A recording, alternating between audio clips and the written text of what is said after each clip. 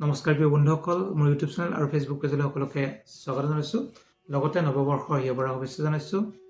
প্ৰত্যেক বছৰৰ দৰে এই বছৰো মই ৰাশি পত্ৰ দিব ওলাইছোঁ, যিহেতু প্ৰত্যেক বছৰ দি দিওঁ। এইবাৰ মই ধনুৰাশিৰ বিষয়ে চমুকৈ আলোচনা কৰিম।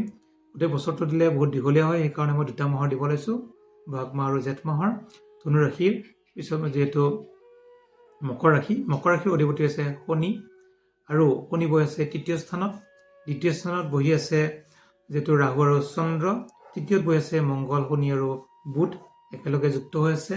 4থত বহি আছে ৰবি আৰু শুক্ৰ। 6ত বহি আছে বৃহস্পতি। 8মত কেতু। এনেকৈ আপোনালোকৰ ৰাশিটো আৰম্ভ হৈছে বা গ্ৰহকেইটা প্ৰৱেশ কৰিছে। তেনে ক্ষেত্ৰত আমি যদি চাওঁ, যিহেতু আপোনালোকৰ ৰাশিৰ অধিপতি হিচাপে শনি 3য়ত থকাৰ কাৰণে অতি শুভ। মকৰ ৰাশিৰ জাতক জাতিকাসকলৰ মাত্ৰ শনিৰ লগত মংগল বুধ থকাৰ কাৰণে মংগল আৰু বুধে কিছু অকণমান অশুভ ফল প্ৰদান কৰিব পাৰে। কিন্তু বহাগ মাহৰ মাজৰ পৰা বুধ যিহেতু সঞ্চাৰ হ'ব, বুধ যিহেতু আপোনালোকৰ 4থত যাব, কেন্দ্ৰত যাব, বুধে ভাল ফল প্ৰদান কৰিব বহাগৰ মাজৰ পৰা। আৰু যিহেতু মংগল বহাগৰ শেষত সঞ্চাৰ হ'ব, আপোনালোক সঞ্চাৰ হোৱাৰ লগে লগে বহুত ভাল ফল লাভ কৰিব।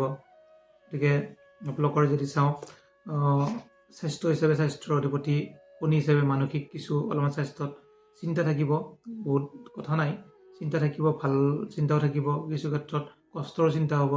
এনেকুৱা টকা পইচাৰ ক্ষেত্ৰত কিন্তু প্ৰথমতে অকণমান অভাৱ অনাটন হ'ব পাৰে। ৰাহুৰ কাৰণে হাতত পইচা নাথাকিব পাৰে। কিহৰ কাৰণে ৰাহু আছে আপোনালোকৰ 2য় স্থানত, যিহেতু 2য় স্থান আছে ধনস্থান, অধিপতি যিহেতু শনি, সেইকাৰণে টকা পইচাৰ ক্ষেত্ৰত অকণমান চিন্তা ভাৱনা হ'ব পাৰে। তথাপিও কিন্তু পইচা পাতি অহাৰ যোগ থাকিব, চিন্তা কৰাৰ বহুত কাৰণ নাই, বিশেষ চিন্তা কৰিব নালাগে। 3য়ত যিহেতু মংগল শনি আছে, মংগল শনি 3য় স্থানত থাকিলে অতি শুভ ফল প্ৰদান কৰে। লগত বুধ থকাৰ কাৰণে অকণমান অশুভ, কিন্তু বুধ যিহেতু সঞ্চাৰে হ'ব বহাগৰ মাজতে, গতিকে তেনে ক্ষেত্ৰত আপোনালোকৰ মংগলৰ শনি বহুত শুভ ফল প্ৰদান কৰিব। আপোনালোকৰ ভাতৃৰ ফালৰ পৰা বহুত ভাল এটা সম্বন্ধ হ'ব ভাতৃৰ ফালৰ পৰা, আৰু ভাতৃয়ে আপোনালোক সহযোগিতা লাভ কৰিব আপোনালোকক, আৰু ভাতৃৰো কিছু শুভ ফল প্ৰাপ্ত হ'ব। যিহেতু বন্ধুস্থান যদি চাওঁ, বন্ধুস্থানৰ অধিপতি হৈছে মংগল আছে 3য়ত, গতিকে লগ বন্ধুৱে সহায় কৰিব আপোনালোকক। যদি কিবা কৰিবলৈ থাকে আপোনালোকে লগ বন্ধুৰ পৰা সহায় প্ৰাপ্তি হ'ব। আৰু প্ৰাইমেৰী শিক্ষা যদি চোৱা যায়, প্ৰাইমেৰী শিক্ষাত বহিছে ৰবি আৰু শুক্ৰ। গতিকে ৰবি আৰু শুক্ৰ থকাৰ কাৰণে ৰবি কিন্তু ভাল ফল প্ৰদান কৰিব শুক্ৰতকৈ। ৰবি আপোনালোকৰ প্ৰাইমেৰী শিক্ষাত বহুত ওপৰলৈ উঠাই দিব, গতিকে প্ৰাইমেৰী শিক্ষাত অতি শুভ। উচ্চ শিক্ষা যদি চোৱা যায়, উচ্চ শিক্ষাৰ অধিপতি যিহেতু শুক্ৰ, যিসকলে ছায়েন্স পঢ়ি আছে বা ছায়েন্সত এডমিশ্যন ল'ব বুলি ভাবিছে বা ছায়েন্সত পঢ়িম বুলি ভাবিছে, তেওঁলোকৰ কাৰণে এই 2 মাহ কিন্তু অতি শুভ। বহাগৰ জেঠ মাহ ছায়েন্সৰ কাৰণে। আৰ্টছৰ অধিপতি যিহেতু বৃহস্পতি, গতিকে বৃহস্পতি আছে 6ত, গতিকে আৰ্টছৰ কাৰণে কিছু কষ্ট অকণমান হ'ব। নিজে কষ্ট কৰিলে ভাল ফল লাভ কৰিব, কষ্ট নকৰিলে অলপমান সমস্যা হ'ব, কিন্তু কষ্ট কৰিলে ভাল এটা ৰিজাল্ট লাভ কৰিব। গতিকে শুক্ৰৰ কাৰণে আপোনালোকে যদি তেনেকুৱা কিবা উচ্চ শিক্ষা বা দূৰত যদি দূৰ ভ্ৰমণ কৰিব ইচ্ছা কৰে, শুক্ৰৰ নামত আপোনালোকে ঘি চাকি দিব পাৰে, জ্বলাব পাৰে, তেতিয়া কিন্তু ভাল এটা ৰিজাল্ট পাব আপোনালোকে। আৰু উচ্চ শিক্ষাটো যদি আমি চাওঁ কমাৰ্চৰ কাৰণে, কমাৰ্চৰ অধিপতি যিটো মংগল বহিছে 3য়ত থাকিলেও ভাল। আৰু বহাগৰ শেষৰ ফালে যিহেতু নিজৰ গৃহত প্ৰৱেশ কৰিব, মেষ ৰাশিত প্ৰৱেশ কৰাৰ লগে মংগলে কিন্তু ভাল এটা ৰিজাল্ট দিব আপোনালোকক। গতিকে মংগলৰ শুক্ৰ আপোনালোকৰ কাৰণে অতি শুভ। গোটেই 2 মাহতে বহুত ভাল ফল লাভ কৰিব। আপোনালোকৰ যদি চাওঁ, স্বাস্থ্যত যিহেতু বৃহস্পতি বহি আছে, 6ত যদি বা 8মত যদি বৃহস্পতি থাকে বহুত ভাল ফল প্ৰদান নকৰে। গতিকে আপোনালোকে পাৰিলে বৃহস্পতিৰ প্ৰতিকাৰ কৰক, বৃহস্পতিবাৰে নিৰামিষ খাওঁ এই 2 মাহ। যিহেতু জেঠ মাহৰ শেষৰ ফালে বৃহস্পতি সঞ্চাৰ হ'ব, জেঠ মাহৰ শেষত সঞ্চাৰ হ'লে আপোনালোকৰ কিন্তু বৃহস্পতি যিহেতু ভাল ঠাইত যাব, কেন্দ্ৰত যোৱাৰ লগে লগে আপোনালোকৰ বহুতখিনি ভাল এটা ৰিজাল্ট পাব গোটেই বছৰটো। তথাপি 2 মাহৰ জেঠ মাহৰ শেষৰ ফালৰ পৰা বৰ্তমান বৃহস্পতি বহুত শুভ নহয়। 6ত যিহেতু বুধৰ গৃহত আছে, বুধ আৰু বৃহস্পতি শত্ৰু, সেইকাৰণে বৃহস্পতিয়েও কিন্তু ভাল ফল প্ৰদান কৰা নাই। যিটো শিক্ষাৰ ক্ষেত্ৰত হওক বা আপোনালোকৰ প্ৰাপ্তিৰ ক্ষেত্ৰত হওক, যান বাহন বা আপোনালোকৰ যিহেতু ট্ৰেন্সফাৰ বা এইবিলাকতো ট্ৰেন্সফাৰ যুগতো কিছু কষ্টৰ সন্মুখীন হ'ব পাৰে।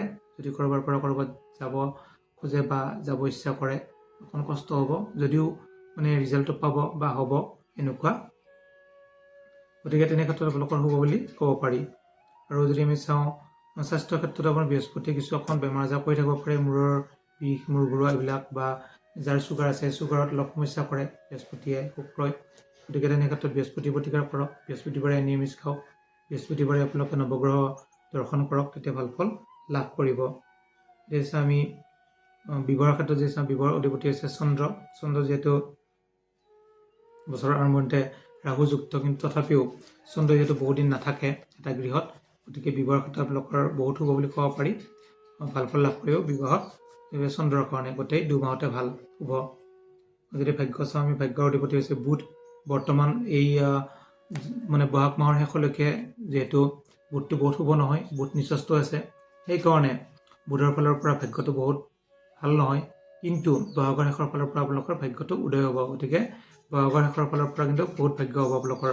গাড়ী যান বাহন যোগ বা গৃহযোগ, এনেকুৱা কৰ্মযোগ এইবিলাক থাকিব আপোনালোকৰ বহাগৰ শেষৰ ফালৰ পৰা জেঠ মাহটোত। এই জেঠ মাহত কিন্তু আপোনালোকে কৰ্মৰ প্ৰাপ্তিৰো যোগ দেখা যায়। কৰ্মটো অতি শুভ। কৰ্ম অধিপতি যিহেতু শুক্ৰ আৰু ভাগ্য অধিপতি হৈছে বুধ। শুক্ৰ যিহেতু বৰ্তমান আছে আপোনালোকৰ কেন্দ্ৰত আৰু